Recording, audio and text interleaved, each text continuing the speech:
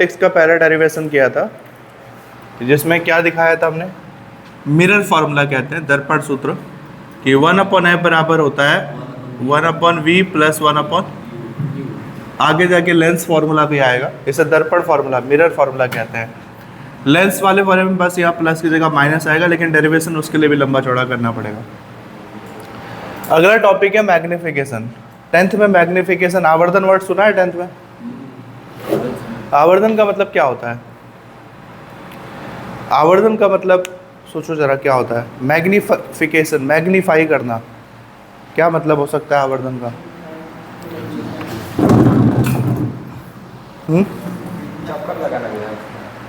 नहीं,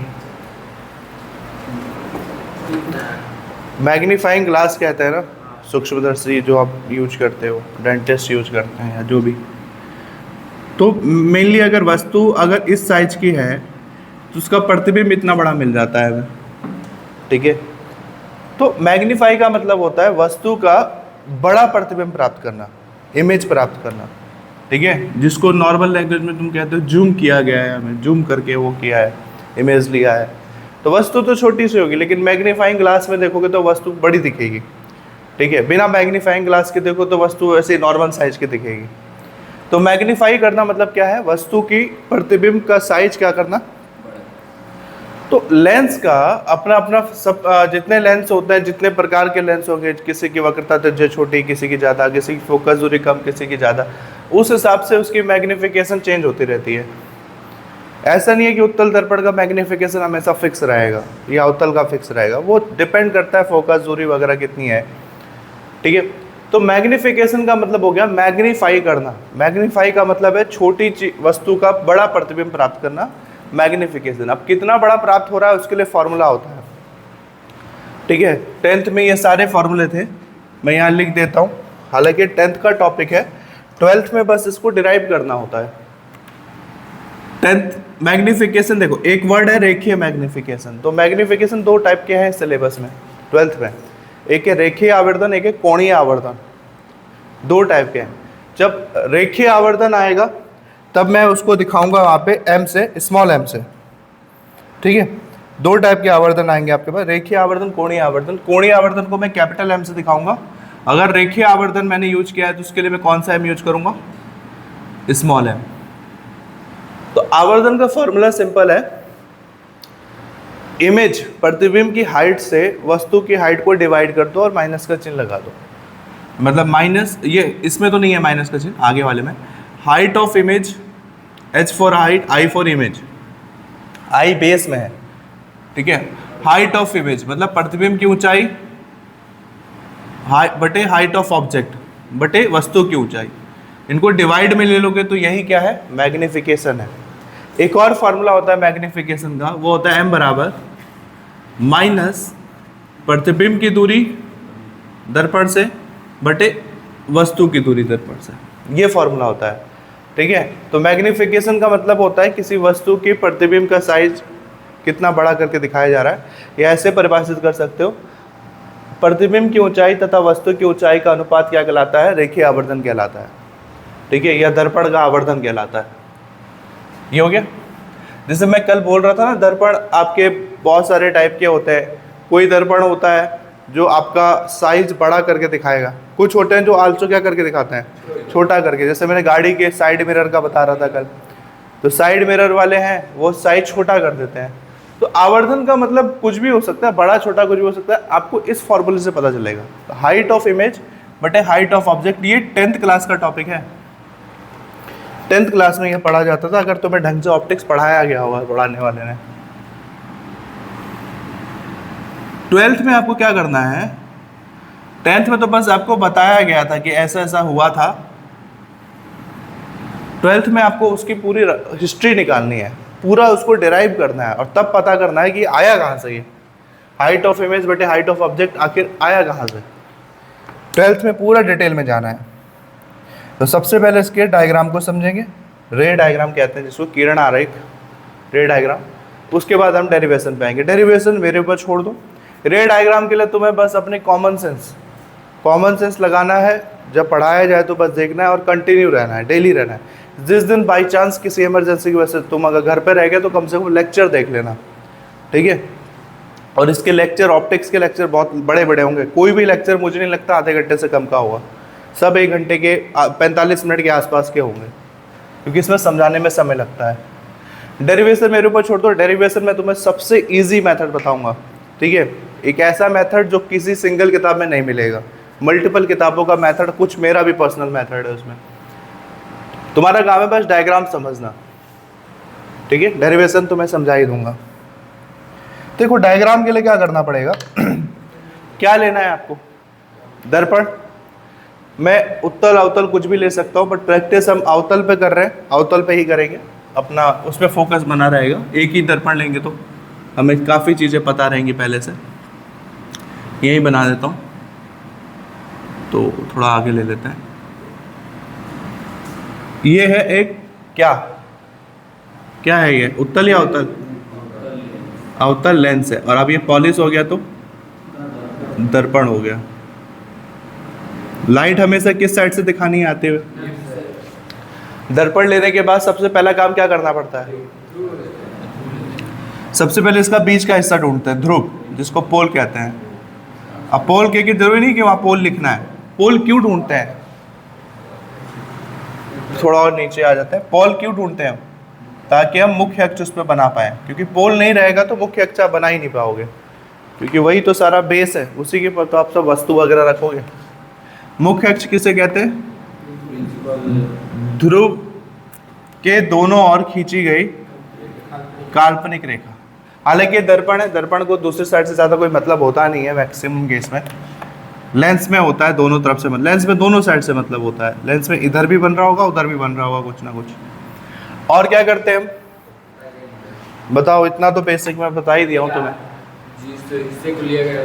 यस, ये अवतल दर्पण जिस गोलीय दर्पण का हिस्सा होगा उसको पहले आप कल्पना करोगे कि किस गोलीय दर्पण का हिस्सा ये रहा होगा। ऐसे कुछ अपने माइंड में ऐसा कुछ सर्कल बनाने की कोशिश करना और सोचना है कि ये अगर सर्कल का हिस्सा होता तो कहाँ होता इसका सेंटर, लगभग यहाँ होता सेंटर, ठीक है। ये बस आपको कल्पना करना है, नहीं करना तो फिर पेंसिल से या डॉट करके थोड़ा बना भी लेना, उससे कोई फर्क नहीं पड़ेगा। तो इसे कहेंगे वक्रता केंद्र। वक्रता केंद्र और ध्रुव के बीच की डिस्टेंस को कहते हैं, आधी डिस्टेंस को कहते हैं फोकस बिंदु, और दूरी को कहते हैं फोकस दूरी। इतनी तो बेसिक तुम्हें पता ही है, धीरे धीरे इतनी बेसिक क्लियर होती जा रही है, ठीक है। ये हो गया अब क्लियर,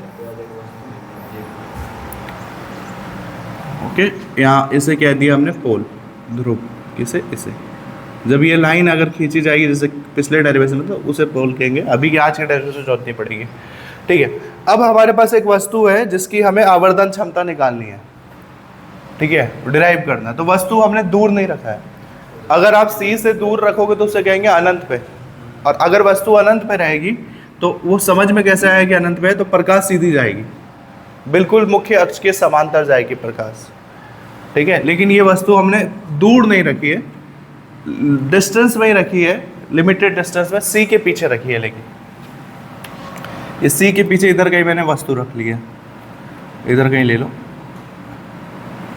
ये आपके पास वस्तु है। जो वस्तु है उसकी तो हाइट हमें पता ही होगी, हम नाप ही सकते हैं उसकी हाइट। तो मान लेते हैं जो वस्तु है उसकी हाइट कितनी है। हाइट को किस चीज से दिखाते हैं? वस्तु को उससे। तो यहाँ वस्तु रखी गई है, हाइट ऑफ ऑब्जेक्ट दिखा दो इसे, ये वस्तु है।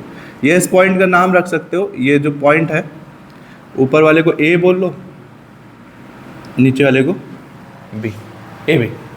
और एच ओ क्या है? हाइट ऑफ ऑब्जेक्ट, वस्तु की ऊंचाई। ये क्या है? वस्तु की हाइट दिखा रहा है, ऊंचाई दिखा रहा है। अब देखो प्रकाश उसमें कैसे जा रही है, क्या जा रही है? प्रकाश उसमें बहुत तरीके से जाएगी। मैंने बताया कि पूरी अगर वस्तु है तो उसमें से पूरा अनेकों प्रकाश की किरणें इसमें से गुजरेंगी, लेकिन हमें सिर्फ उसको कैलकुलेट करना है जिसके लिए हमारा एक आंसर आ जाए, एक डेरिवेशन डिराइव हो जाए। तो हम ज़्यादा नहीं, हम नीचे वाला पोर्शन और ऊपर वाले। एक काम तो मैं बताया कल, ये एक नीचे साइड से प्रकाश है, ये चुपचाप अपना काम करता है। मतलब यहाँ से प्रकाश जाएगा टकराएगा और टकराने के बाद वापस लौट आएगा, मतलब यहाँ से जाएगा, यहाँ से वापस लौट आएगा। तो उसको हम ज़्यादा दिखाते ही नहीं है चिन्ह वगैरह से, मैंने तो दिखा भी दिया, वैसे दिखाते भी नहीं है। मेन है ऊपर वाले क्या काम होता है। तो इसमें ना दो तरीके से हमें प्रकाश की जरूरत पड़ेगी, हर डेरिवेशन पे वही ध्यान देना है कि वो कैसे कैसे चेंज हो रहा है। एक प्रकाश तो हम लेके जाएंगे एकदम इसके पैरेलल, एकदम इसके समांतर। एक प्रकाश किरण तो हम एकदम समांतर लेके जाएंगे। तो क्या होता है परावर्तन का नियम, दर्पण है तो दर्पण में परावर्तन होगा, जिस एंगल से जाएगी उसी एंगल से वापस उसी माध्यम में लौटाएगी, पीछे नहीं जाएगी। और एक और चीज मैंने अभी जस्ट बताया था, अगर कोई प्रकाश किरण मुख्य अक्ष के समांतर है, एकदम बराबर में जा रही है, तो रिफ्लेक्ट होने के बाद फिक्स है कि वो हमेशा फोकस पे आएगी। रिफ्लेक्ट होने के बाद फिक्स है कि कहाँ से निकलेगी, फोकस से ही निकलेगी। कब, यदि वो इसके समांतर है और या फिर वो अनंत से आ रही है। कुछ बेसिक चीज़ें हैं जो पता नहीं तुमने 10th में पढ़ा होगा कि नहीं, याद रखना। अगर प्रकाश समांतर आ रही है तो उसका फिक्स है कि वो कहाँ से होकर गुजरेगी, फोकस से होकर ही गुजरेगी। दूसरा, अगर प्रकाश डायरेक्ट इस पे पड़ गया, सॉरी समझ रहे हो ना, इस पे अगर प्रकाश डायरेक्ट इस पे पड़ गया और डायरेक्ट उस पे गया, तो ये प्रकाश कहीं डाइवर्ट नहीं होगी, लेफ्ट राइट कहीं नहीं, वो क्या करेगी, सीधा निकल। अगर यही प्रकाश डायरेक्ट इस पे पड़ा होता ना, सीधा निकल जाती प्रकाश। ठीक है, तो ये कुछ चीजें हैं जो पता होनी चाहिए तुम्हें। तो देखो ये समांतर आया तो ये कहाँ रिफ्लेक्ट होके जाएगा, कहाँ से मुड़ के जाएगा, फोकस से मुड़ के जाएगा ये। तो देखो ये आपतित हुआ, ये परावर्तित हो गया। अब मैंने कल बताया था, जैसे ही आपतित, हालांकि वो मुझे अभी पहले ही बना देना चाहिए था, जैसे ही आपतन बिंदु मिलेगा वैसे तुम क्या बनाओगे, अभिलंब। अभिलंब कैसे बनाते हैं, स्पेशली जो कल नहीं आया तो अच्छे से देख लेना। प्रकाश जिस हिस्से पे टकराती है उस हिस्से को वक्रता केंद्र से मिला दो हमेशा। ठीक है, इसी डेरिवेशन, सारे डेरिवेशन में सेम तरीके से अभिलंब बनेगा जब भी इसकी बात होगी, लेंस या दर्पण की। तो प्रकाश जिससे टकराता है उस बिंदु को सी से मिला दो तो अभिलंब प्राप्त हो जाएगा। तो ऐसे मिला दो इसको। अभिलंब एक काल्पनिक रेखा होती है, वो एक्चुअल में एग्जिस्ट नहीं करती है, बस हमारे डेरिवेशन के लिए वो हेल्प करती है।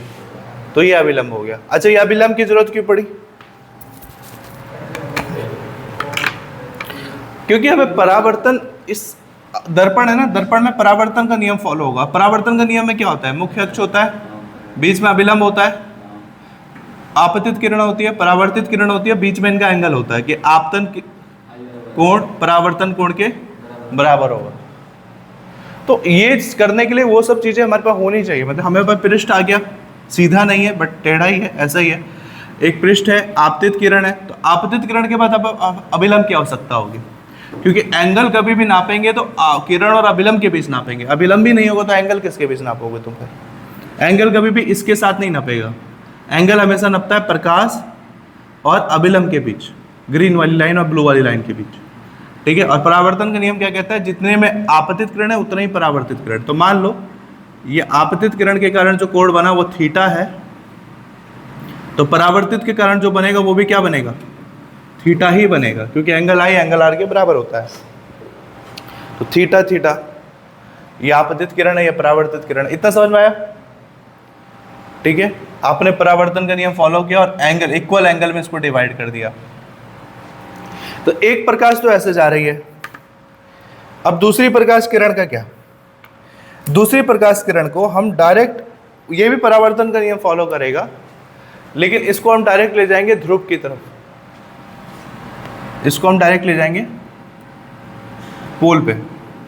हमें जिस चीज की जरूरत है बस हम वही बनाएंगे, बाकी को नहीं बनाएंगे। पोल पे ले गए, ये आपतित किरण है। अब इसका अभिलंब क्या होगा, किरण और सी को मिलाना होता है, तो किरण और सी तो ऑटोमेटिकली मिली हुई है मुख्य अक्ष में, उसको तो दिखाने की अलग से जरूरत है नहीं। और आपको पता है, आप परावर्तन का नियम है, जिस एंगल से वो गया उसी एंगल से वो वापस लौट आएगा, दूसरे मतलब उसी एंगल से वो परावर्तित भी हो जाएगा। और कल भी एक चीज मैंने बताया था, अगर वस्तु सी के पीछे रखी हो तो हमेशा उसका प्रतिबिंब कहाँ प्राप्त होता है, फोकस और सी के बीच में, ये याद रखना। कुछ बेसिक चीजें जो बीच बीच में मैं बोलता रहूंगा याद होना चाहिए। अगर वस्तु अनंत पे है और अनंत से प्रकाश आ रही है, तो मैंने कहा अगर वस्तु अनंत पे और अनंत से प्रकाश आ रही है तो उसका फिक्स है कि उसका प्रतिबिंब फोकस पे प्राप्त होगा, उसका प्रतिबिंब फोकस पे प्राप्त होगा। लेकिन अगर वस्तु सी मतलब वक्रता केंद्र के पीछे है तो प्रतिबिंब सी और एफ के बीच में बनेगा, ये याद रखना। तो अगर ये आपतित हुई है तो परावर्तित होगी। अभिलंब की जरूरत नहीं, अभिलंब कैसे मिलाते हैं, वस्तु जिस बिंदु पर टकराती है उससे सी को मिलाते हैं। तो यहाँ इस बिंदु और सी के बीच तो ऑटोमेटिकली मुख्य अक्ष बना ही हुआ है, दिखाने के लिए जरूरत नहीं है। तो परावर्तित हुई, परावर्तित हुई तो ध्यान रखना अपने स्केल को इस हिसाब से एडजस्ट करना कि हमें पता है सी और एफ के बीच में बनेगा, तो ऐसे तरीके से स्केल मोड़ना ताकि वो सी और एफ के बीच में कहीं टकराए। मेरे हिसाब से ये पोजीशन फिक्स है, मतलब अच्छा है। एकदम बीच में, एग्जैक्ट बीच में होना जरूरी नहीं है, बस बीच में चाहिए, बीच में कहीं पे भी। ये हुआ परावर्तित। और तुम्हें क्या बताया गया है, परावर्तन या अपवर्तन के बाद जब भी दो प्रकाश किरण आपस में जहां टकराएंगी वहीं पर क्या प्राप्त होता है, प्रतिबिंब प्राप्त होता है। पहले कहीं पे भी टकराए फर्क नहीं पड़ता है, ये पहले कहीं भी टकराए उससे कोई फर्क नहीं पड़ेगा, लेकिन परावर्तन के पश्चात जब टकराएगी वहां से फर्क पड़ता है और वहीं पर बनता है प्रतिबिंब। तो आपको जहां पर ये दो टकराते हुए दिख रहे हैं वहाँ ऑटोमेटिकली हमें मिल जाएगा इस ऑब्जेक्ट का इमेज। ये रहा इमेज, यहाँ मिल जाएगा इस बिंदु पे, क्योंकि इस बिंदु पे ये टकराता हुआ दिख रहा है, इस बिंदु पे, ठीक है। तो अब देखो इसका नाम क्या होगा, ध्यान से देखो। ये जो प्रकाश रेड और ब्लू वाली है ये कहाँ से, ऊपर की तरफ से आ रही है ना, ए की तरफ से। ए की तरफ से ये आ रही है, ब्लू वाले को देखो, ए की तरफ से आ रही है और कहाँ जा रही है, इसके नीचे साइड जा रही है। रेड वाले को भी देखो ऊपर से आ रही है और कहाँ जा रही है, नीचे से। तो ए है तो इसका ए यहाँ हुआ, अब ये ए है तो इसको दिखा दो ए डैश। अब बी वाली प्रकाश क्या है, बी से तो प्रकाश सीधी जा रही है और वापस लौटे, मतलब बी वाला इधर है, बी वाली प्रकाश इधर आ रही है तो उसको दिखा दो बी डैश। इससे पता क्या चल रहा है, पता ये चल रहा है कि वस्तु सीधी थी। देखो ए ऊपर है बी नीचे है, जबकि जब प्रतिबिंब प्राप्त हुआ तो प्रतिबिंब कैसा प्राप्त हुआ, उल्टा प्राप्त हुआ। दिख रहा है, ए नीचे हो गया है और बी ऊपर हो गया है, ठीक है। तो वस्तु सीधी है और ऐसा केस है तो उसका प्रतिबिंब कहाँ प्राप्त होगा, उल्टा बनेगा। इससे ये पता चल रहा है हमें। डायग्राम कंप्लीट है, बस एंगल दिखाना रह गया है। अब बताओ एक ही चीज देख करके कि ये समझ में आया कि नहीं। हुआ इसमें एक ही चीज है, परावर्तन का नियम लगा है, बस दो बार लगा है। एक बार ब्लू वाले लाइट के लिए है वो एक ही प्रकाश, बस मैं थोड़ा अच्छा दिखाने के लिए, मतलब इसे खूबसूरत दिखाने के लिए और इजी टू अंडरस्टैंडिंग के लिए मैं इसको कलर पेन से बना रहा हूँ। तो जो काम ब्लू से हुआ है वही काम किससे हुआ है, रेड से हुआ है। एक बार देख लो इसको ध्यान से, सारा काम डायग्राम का है, बाकी डेरिवेशन तो मैं फिट करवा दूंगा दिमाग में।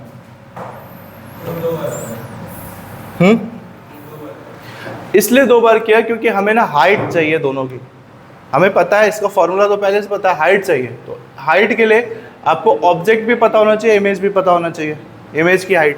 तो ऑब्जेक्ट की हाइट तो हमें पता चल जाएगा किसी एक चीज़ से। अब इमेज की हाइट के लिए एक और दूसरा आपको लेना पड़ेगा, वो कहीं पे भी ले सकता था मैं, अगर मैं इसको टकराता यहाँ से, बट यहाँ से फ़ायदा नहीं होता कुछ मुझे, ठीक है। वहाँ से फिर मुझे अभिलंब वगैरह खींचना पड़ता। जब आप इमेज बन रहे तो आई भी ले सकते हैं। ये जो इमेज बन रहा है इसको यस आई कह सकते हो, इसे ओ इसे आई कह सकते हो। अब यहाँ पे जगह नहीं है, मैं दूसरे पेन से दिखा देता हूँ। इस हाइट को क्या बोलोगे, या ब्लू इसी से दिखा देता हूँ। यहाँ जगह नहीं है तो इसको क्या बोलोगे, हाइट ऑफ इमेज, ऐसे भी दिखा सकते हो। या तुम थोड़ा बड़ा डायग्राम बनाओगे तो यहीं कहीं दिखा देना। ये क्या चीज़ है, ये हाइट ऑफ क्या है, इमेज है, बहुत छोटा सा है, ध्यान से देखना। ये हाइट ऑफ इमेज है, ये तो वक्रता केंद्र होता है सी। ये है आपके पास कंप्लीट डायग्राम। हाँ, एंगल कितना है, जितना एंगल यहाँ बनेगा उतना यहाँ पे भी है, थीटा ही बनेगा। सेम एंगल पता है, आपतन कोण परावर्तन कोण बराबर होता है।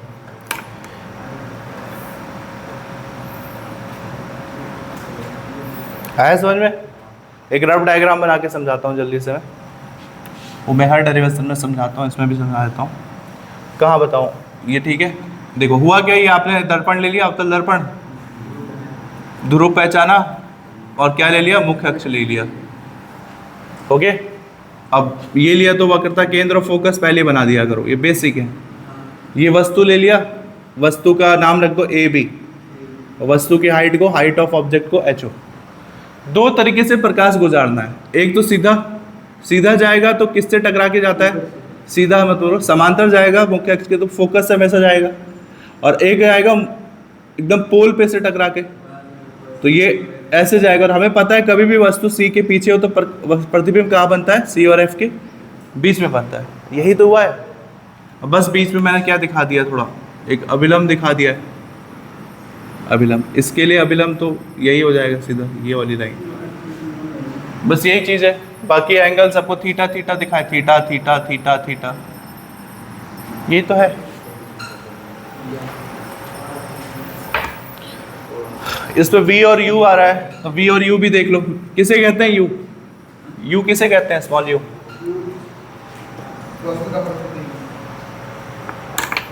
वस्तु का प्रतिबिंब।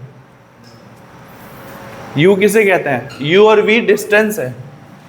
U होता है वस्तु की दूरी दर्पण से या लेंस से, और V होता है प्रतिबिंब की दूरी दर्पण या लेंस से। तो वस्तु का यहाँ था, वस्तु ये दर्पण है, तो वस्तु की दूरी दर्पण से नापो। हमें एग्जैक्ट नापना नहीं है, ये देखो, और ये इस बिंदु पे ना, तो हम दिमाग में रखेंगे अपने कि इधर लगभग इसके बराबर लेके आएंगे। तो ये हो गया वस्तु की दूरी प्रतिबिंब से होगा, तो उसको किस चीज़ से दिखाएंगे, U से। वस्तु की दूरी दर्पण से, सॉरी, और प्रतिबिंब की दूरी को दर्पण से, प्रतिबिंब ये रहा, इसकी दूरी को दर्पण से नाप लो। ऊपर दिखाना ऊपर दिखाओ, नीचे दिखाना नीचे दिखाओ, वो अपने डायग्राम के हिसाब से देख लेना जितना जगह बचा होगा। तो इसको किस चीज़ से दिखा दोगे, V से दिखा दोगे। अब ये सारा हो गया डायग्राम का काम। अब एक बार डायग्राम ध्यान से देखो, ऐसे तरीके से देखो कि मैंने सबसे पहले उसमें क्या बनाया होगा, स्टेप बाय स्टेप। उसके बाद हम डेरिवेशन पे आएंगे। डेरिवेशन पे कुछ भी नहीं है, आसान है डेरिवेशन। हर बार ट्रिग्नोमेट्री लगाना तो समकोण त्रिभुज चाहिए। अब ये देखो, ये एक लंब है, परपेंडिकुलर है, तो इससे जो भी त्रिभुज बनेगा समकोण बनेगा। तो एक ए पी बी लो, जिससे सिर्फ वस्तु की दिखे, वस्तु के बारे में बात हो, तो ए पी बी एक समकोण त्रिभुज है।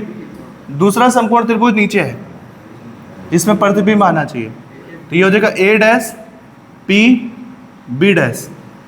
ठीक है, चाहे ए पी बी लो, चाहे ए डैश पी डैश बी लो, ए डैश पी बी डैश लो, हम दोनों को लेंगे।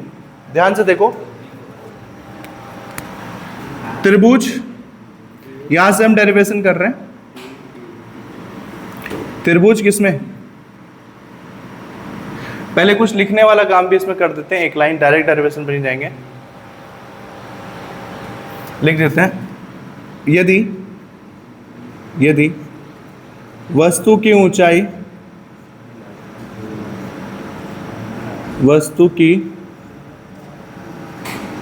यदि वस्तु की, मैं दो बार क्यों लिख रहा हूं, हाइट, ऊंचाई, किस चीज से दिखाएंगे हम इसको, H O, height of object, ये ओ लिखा है छोटा सा। यदि वस्तु की ऊंचाई एच ओ, वह प्रतिबिंब की ऊंचाई, बस फॉर्मेलिटी के लिए एक लाइन तुम्हें कुछ भी उठा के लिखना है, या तो वस्तु दिखाओ दो, या पे तुम्हें अदर सवाल में, अदर डेरिवेशन में करो, यू और वी को समझा दिया करो कि यदि वस्तु की दर्पण से दूरी u और प्रतिबिंब की दर्पण से दूरी v है, तो ये लाइन तो तुम किसी भी डेरिवेशन में कॉपी पेस्ट कर सकते हो। तो यदि वस्तु की ऊंचाई h हुआ, प्रतिबिंब की ऊंचाई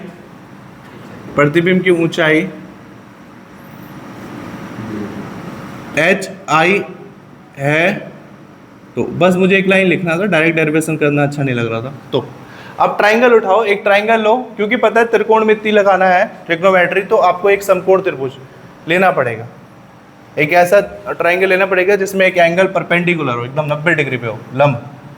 तो कौन सा त्रिभुज, पहले एक बार वस्तु के लेंगे, एक बार प्रतिबिंब के लेंगे। तो हमने कौन सा त्रिभुज लिया, ए पी बी में, in triangle A P B. और उसके बाद कौन सा ट्राइंगल ले लेंगे, एक प्रतिबिंब वाला देख लो, ए डैश पी बी डैश में। तो मैंने ये भी बताया था कल कि मैक्सिमम टाइम या बोलो 99% टाइम हम साइन कॉस टेन में सबसे ज़्यादा क्या लेते हैं, टेन थीटा ही लेते हैं। तो इसमें टेन थीटा बराबर क्या होता है, लंब बटे आधार। तो ये ट्राइंगल मैं अलग से बना ले रहा हूँ, ये है ना ट्राइंगल, तो इस पर थीटा कितना बन रहा है, ये एंगल कितना बन रहा है थीटा, ये बी, ये ए, ये 90 डिग्री। तो यहाँ पे इस त्रिभुज में टेन थीटा लगाओगे तो क्या होगा, परपेंडिकुलर अपॉन बेस, तो परपेंडिकुलर लंब ये है, तो ए बी बटे बेस, बेस कितना है बीपी, ये हो गया परपेंडिकुलर अपॉन बेस।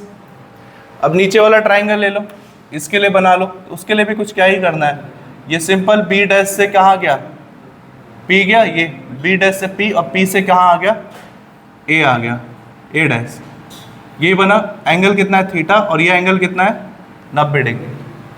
अब इस पे टेन थीटा लगाओ, लंब बटे आधार, लंब क्या है, कोण के सामने की भुजा लंब क्या रहती है, a dash b dash, A dash b dash बोलो चाहे बी डैश ऐड हो, उससे कोई फर्क नहीं पड़ता है। और दूरी कितनी है, आधार बी डैश पी,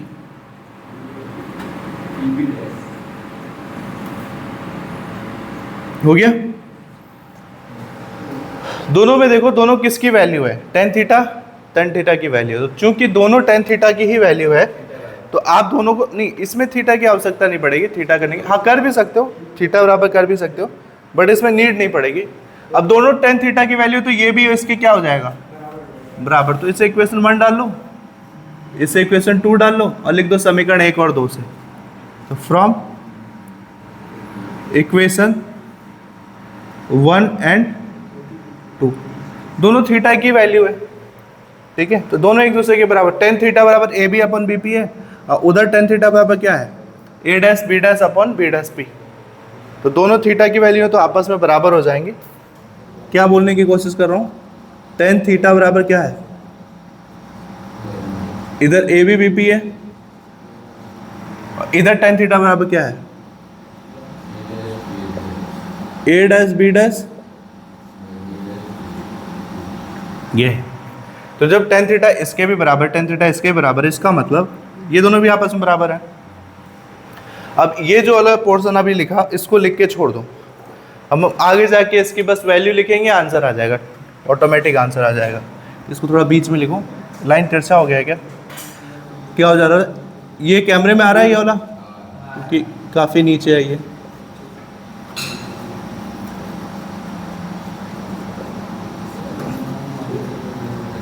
पी, एक कौन सा इक्वेशन डाल के छोड़ दूं मैं, तीसरा डाल के छोड़ दो इसको। अब करना कुछ भी नहीं है, तुम्हें बस ना चिन्ह परिपाटी से इसकी वो देख लेनी है, वैल्यू क्या क्या है, ए बी की वैल्यू क्या है, बी पी की वैल्यू क्या है, वो देख लेना है। बस वैल्यू रखोगे आंसर आ जाएगा।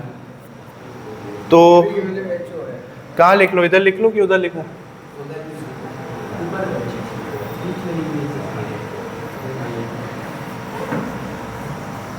ठीक है। ये हो गया, इधर ही लिख लेते हैं क्योंकि हो जाएगा, ये कम डिस्टेंस में भी हो जाएगा, इधर लिख लेता हूँ मैं। अभी तो आगे प्रिज्म वाले और ऐसे डेरिवेशन आएंगे जिसमें यहाँ से स्टार्ट होगा वहाँ तक ख़त्म होगा, बट आसान होगा, लेंथी होगा बट आसान। अच्छा, तो इसमें आप चिन्ह परिपाटी लगाओ, साइन कन्वेंशन की चिन्ह देखते हुए और वैल्यू देखते हुए देखो किसकी क्या वैल्यू है। तो चिन्ह परिपाटी से, इसे इंग्लिश में क्या बोलते हैं, sign convention, from sign convention, चिन्ह परिपाटी से। तो चिन्ह परिपाटी से देखो कौन कौन सी बिंदुएं इसमें आ रही हैं, सारी एक एक करके मुझे पॉइंट बताओ क्या क्या आ रहा है उसमें। ए बी आ रहा है, बी पी आ रहा है, ए डैश बी डैश आ रहा है, और बी डैश पी, और भी कुछ है नहीं, 4 ही होंगे, और उससे ज़्यादा क्या ही होगा। ए बी ढूंढो जरा, ए बी है, ए बी की दूरी कितनी है, नॉट नहीं बोलोगे यहाँ पे, एच ओ है। और दूसरी चीज चिन्ह परिपाटी, मतलब चिन्ह ध्यान देना है। मैंने बताया होगा जब जिस दिन चिन्ह परिपाटी पढ़ाया हुआ, सिंपल फंडा होता है, अगर दूरी नापनी है तो दूरी अगर राइट साइड है चाहे ऊपर नीचे है तो वो प्लस में होगा, लेफ्ट साइड है तो वो हमेशा माइनस में। हाइट नापनी है तो हाइट अगर सीधा है तो प्लस और उल्टा है तो माइनस, ठीक है। अगर वो ऊपर की तरफ है तो प्लस और नीचे की तरफ है तो माइनस। अब ए बी पे ध्यान दो, ए बी हाइट है ना, ए बी हाइट तो है, तो वो ऊपर है कि नीचे है? अगर ऊपर है तो कौन सा चिन्ह लगेगा? प्लस, तो प्लस एच। और आपको पता है प्लस लिखना जरूरी नहीं होता है, बट माइनस लिखना जरूरी होता है। बीपी पे आओ, बीपी क्या है? बी वस्तु और ध्रुव के बीच की दूरी, तो वस्तु और ध्रुव के बीच की दूरी किस चीज दिखाते हैं? यू। बीपी की डिस्टेंस देखो यू है, और ये दूरी लेफ्ट में है दर्पण के कि राइट में है? दर्पण के लिए राइट में है। कहाँ से राइट में है? दर्पण के लिए ये तो राइट में तो कुछ है भी नहीं, तो लेफ्ट में होता है कोई चीज तो क्या होता है? दूरी लेफ्ट में हो तो माइनस। ए डैश बी डैश, ए डैश बी डैश फिर से क्या है? दूरी की ऊंचाई है। चाहिए किसकी ऊंचाई है? इमेज की इमेज की हाइट है, और सीधा है कि उल्टा है? नीचे नीचे की तरफ है तो क्या होगा? माइनस। गुड, अब समझ रहे हो तुम। बी डैश पी क्या है? बी डैश क्या है? बी डैश प्रतिबिंब का पॉइंट है। प्रतिबिंब और ध्रुव के बीच की दूरी को किस चीज से दिखाते हैं? वी से। और ये लेफ्ट साइड है तो ये भी क्या हो जाएगा? माइनस। जब कॉन्सेप्ट समझोगे ना तो चीजें इतना मजा आएगा करने में। अब बस वैल्यू उठाना है, आंसर आ जाएगा, देखना ऑटोमेटिक आ जाएगा। कटेगा थोड़ा माइनस वगैरह आपस में आ जाएगा। कौन सा इक्वेशन था ये? 3। तो फ्रॉम इक्वेशन 3, समीकरण 3 से फिजिक्स को रटा नहीं जा सकता है। तुम कहाँ से रट के जाओगे फिजिक्स को? इतना वास्ट सिलेबस है। फिजिक्स को बस समझा जा सकता है। समझ गए हो तो तुम्हारे हाथ ऑटोमेटिकली चलने लगेंगे, और प्रैक्टिस तो मांगेगा। देखो ए बी बटे बीपी था, तो ए बी कितना है? एच ओ अपॉन बीपी है ना। बीपी कितना है? Minus u. देख लो आगे, ये है। फिर क्या? A dash b dash upon b dash p, तो ए डैश बी डैश कितना है? Minus h i upon minus v. ध्यान से देखो, कुछ कटा? माइनस से माइनस गया, माइनस से माइनस गया तो बचा क्या? ये हमें आंसर पहले से पता है, और या नहीं भी पता है, चलो ये तो हमें बाद में डिराइव किया तब आया ना आंसर, चलो हमें नहीं पता है। तो आपको करना क्या? हाइट को एक साइड ले लो, दूरी वाला एक साइड ले लो, मतलब एच एच वाला एक साइड और यू वी वाला एक साइड। तो देखो पहले माइनस से माइनस गया तो ये तो गायब ही हो गया। अब हाइट को एक साइड लेना है तो एच आई इधर ले लो, कुछ भी कर सकते हो, ठीक है। पलट देंगे, वो तो हमारे हाथ में है। वी को उधर ले लो, क्या बोल रहे हो? किसी को भी कैसे भी ले लो, तुम्हें जैसे इजीली समझ में आ रहा है। माइनस से माइनस गया, एच आई को नीचे ले लो, यू को ऊपर ले लो, त्रिया गुणा कर लो। एच आई नीचे आ गया, और इसकी जगह पे कौन चला गया ऊपर? माइनस का चिन्ह लेके यू चला गया ऊपर, और ये अभी भी क्या है? बी। हमें पता है प्रतिबिंब आवर्धन का परिभाषा क्या होता है? हाइट ऑफ इमेज बटे हाइट ऑफ ऑब्जेक्ट। इमेज ऊपर रहेगा, ऑब्जेक्ट नीचे रहेगा, तो उसको पलटना पड़ेगा। तो पलट दो, ये भी पलटोगे तो ये भी उल्टा हो जाएगा। और ये माइनस कभी भी लेना है तो माइनस बीच में ही हम लेके चलते हैं। हम ये नहीं कहते कि पर्टिकुलर वो यू का माइनस है, हम बीच में लेके चलते हैं, वो सबका है। तो आवर्धन निकालना है तो आवर्धन क्या होता है? हाइट ऑफ इमेज बटे हाइट ऑफ ऑब्जेक्ट। उसके लिए पलट दिया आपने तो ये भी पलट जाएगा, तो ये हो गया माइनस वी बटे यू। आ गया ये आंसर। और यही क्या होता है? यही आपका कहलाता है रेखीय आवर्धन। कोणीय आवर्धन का एक दूसरा, कोणीय आवर्धन में एंगल होता है अल्फा बीटा करके, वो आगे आएगा, वो लेंस में होता है कोणीय आवर्धन, कैपिटल एम से दिखाता है। बताओ, अगर चीजें समझे हो, डायग्राम अलग और डेरिवेशन अलग, तो कुछ भी टफ है? क्या था इधर? बस टेन थीटा को बस तुलना किया है, कुछ भी नहीं। उसके बाद तो वैल्यू पुट की है बस। कॉन्सेप्ट समझोगे तो नहीं है ये टफ, ऑप्टिक्स ही टफ नहीं है, बट अगर कॉन्सेप्ट समझोगे तो रट के तो नहीं होगा काम। एक बार देख लो डेरिवेशन में ध्यान से, बस इधर और इसको दोनों को बराबर किया है, सारा गेम उसके बाद से वही है, पुट करना है बस, वैल्यू आंसर आ जाएगा। और क्या आवर्धन को कैसे डिफाइन करोगे? आवर्धन क्या होता है? प्रतिबिंब की ऊंचाई व वस्तु की ऊंचाई का अनुपात। ये height of image upon height of object, ये प्रतिबिंब की ऊंचाई और वस्तु की ऊंचाई का अनुपात आवर्धन कहलाता है, रेखीय आवर्धन कहलाता है। हाँ, एक और चीज ध्यान दो, ये किसी किसी किताब में इस चीज से दिखाया गया होगा, प्रतिबिंब की वस्तु की ऊंचाई को तो एस से दिखाया होगा किसी किसी किताब में, और प्रतिबिंब की ऊंचाई को किस चीज से दिखाया होगा, एच डैश से दिखाया होगा। किसी किसी किताब में एक को एच डैश से दिखाता है, मतलब वस्तु है तो एच डैश से, प्रतिबिंब है तो एच डबल डैश से, तो कुछ भी दिखा सकता है। बट मेरे हिसाब से सबसे अच्छा क्या है, यहाँ लिख ही दो आई और ओ, हाइट ऑफ इमेज बटे height of object. Standard books में तो ऐसे ही है, बट बाकी बुक में ऑब्जेक्ट को एस से और इमेज को एच डैश से दिखाया गया है। तो समझ ओ, अब सबका अपना अपना लैंग्वेज है। समझ में आ गया? कोई डाउट है? डायग्राम समझ में आ गया? डायग्राम में कुछ भी नहीं था, फ्री, थोड़ा नीचे देख लो, फ्रीली डायग्राम देख लो, कहीं पे भी कुछ भी नहीं है डायग्राम में, एक ही चीज पे 2 बार किया गया है। ये तो सब में करना है, सी और एफ बनाना है। सी क्या किया था, वस्तु इधर खड़ा है, एक बार इसके समांतर जाएगा, समांतर जाता है तो हमेशा कहाँ से टकराएगा, और एक बार ये ध्रुव पे गया, वापस आ गया। पता है वस्तु अगर सी के पीछे रखा है तो प्रतिबिंब कहाँ बनेगा, सी और एफ के बीच में बनेगा, वैसे भी वहीं पे टकरा रहा है, बस वही तो किया। अभिलंब लिया, ये थीटा, ये थीटा, ये भी थीटा, ये भी थीटा, बस इसको हाइट ऑफ ऑब्जेक्ट कर दिया, इसको हाइट ऑफ इमेज कर दिया, यही तो हुआ है।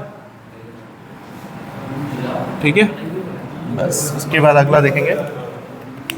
कुछ बोल रहे हो?